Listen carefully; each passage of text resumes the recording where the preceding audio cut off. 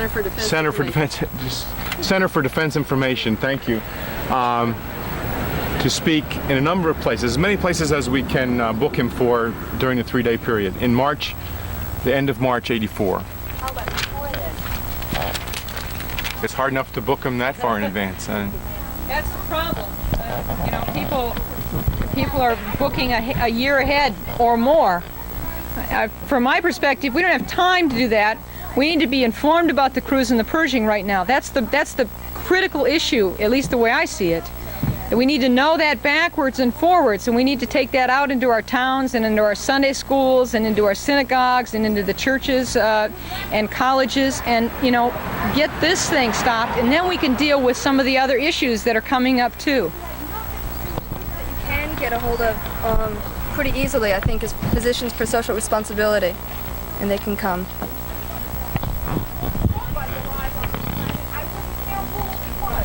It's very helpful to have military people, though, and Admiral Jean LaRocque and Carol, terrific guy. There are plenty of others. Even Admiral Rickover has become an anti-nuclear individual. So special credibility comes in a military region when you've got military personnel able to respond. Is there some place that people here could call or write to try to get military? Yes, write to the Center for Defense Information.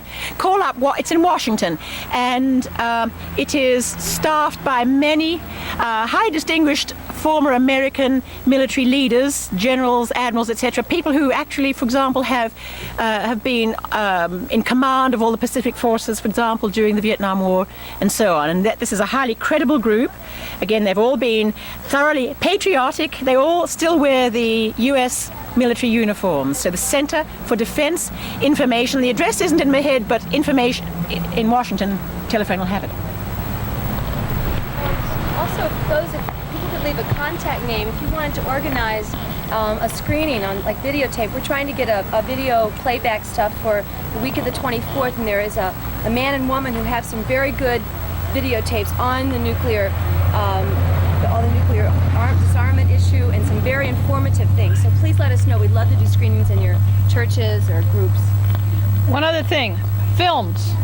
Excellent, excellent films out these days. I showed one this morning called Bombs Will Make the Rainbow Break. Beautiful, beautiful film by the Physicians for Social Responsibility, I believe. There's a lot of those things. You can get your neighborhood groups together, you know, and show them any place there's a large room.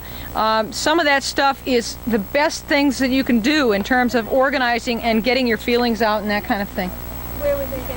Where would they get the films? They get the films from all over. If you talk to the people here, they can tell you where to order different kinds of films. There's a lot of help here for area people, and we have films. I got the film from here.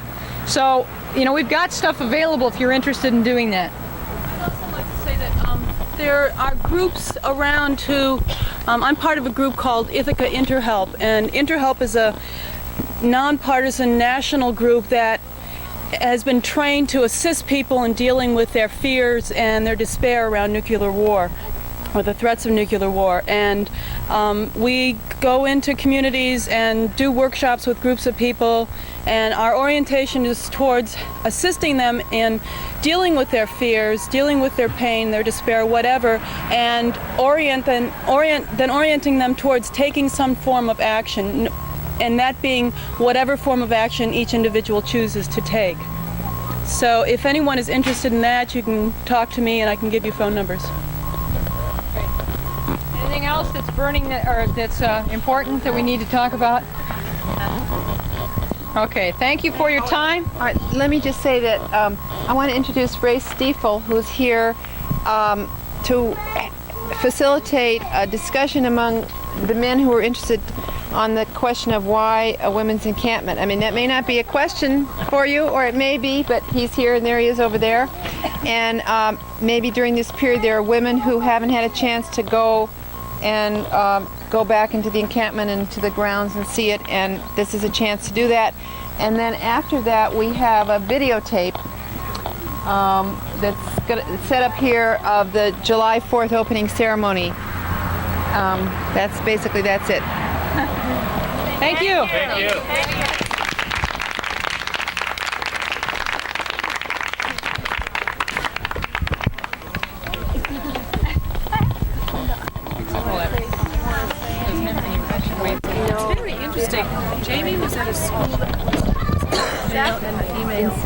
hear about the Puget It's supposed to be a very, very fine school. Just succeeded very well.